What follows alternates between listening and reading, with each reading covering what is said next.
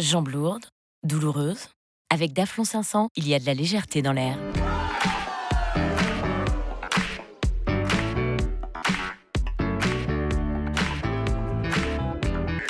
Daflon 500, la légèreté dont vos jambes rêvaient. Daflon 500 est indiqué dans le traitement des troubles de la circulation veineuse, jambes lourdes, douleurs, impatience. Et désormais, Daflon 500 est également disponible en boîte de 120 comprimés. Tout médicament peut exposer à des risques, parlez-en à votre pharmacien.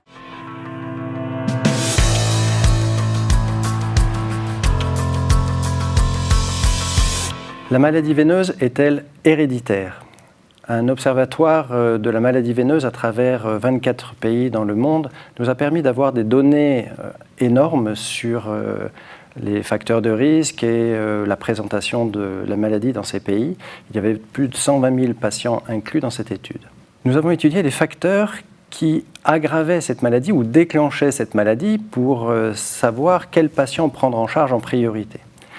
Le premier de tous les facteurs de risque, le facteur de risque le plus puissant et le plus grave, finalement, c'est l'hérédité. Effectivement, que cette hérédité soit maternelle ou paternelle, le risque est important. Et que l'on soit un garçon ou une fille, c'est la même chose. Alors jusqu'à présent, on pensait que c'était une maladie essentiellement transmise par la mère à sa fille. Il n'en est rien. Le père transmet autant la maladie à sa fille et à son fils également. Cette étude permet de définir une augmentation de la fréquence de la maladie à des âges plus précoces. On s'est aperçu que le risque et la fréquence étaient multipliés par 2,6 à moins de 35 ans et multipliés par 2 à moins de 45 ans, donc chez des patients jeunes. En cas d'hérédité, la fréquence de la maladie est donc plus importante à moins de 45 ans. De la même façon, la maladie évolue plus vite. Les stades cliniques sont plus graves en cas d'hérédité. C'est donc une maladie plus fréquente, plus grave, plus précoce quand le papa ou la maman sont atteints.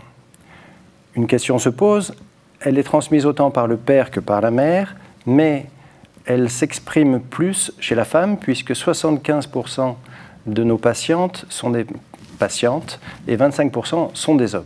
Ceci étant dû très probablement à l'imprégnation hormonale qui n'est pas la même.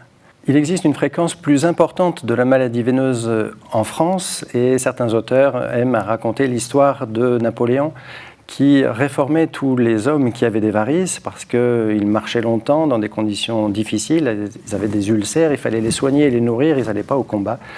Donc il avait édité une exemption de service militaire et d'armée en cas de varices. Donc tous ces hommes sont restés chez eux, nos ancêtres, ils avaient des varices, et donc cette fragilité, puisqu'on sait qu'elle est héréditaire, s'est transmise de façon plus importante en France en raison de cette loi. La maladie veineuse est donc une maladie héréditaire. Chez les patients avec une hérédité, il faudra avoir un suivi bien plus régulier et une prise en charge bien plus précoce et prévenir bien évidemment leurs enfants avec une prévention adaptée.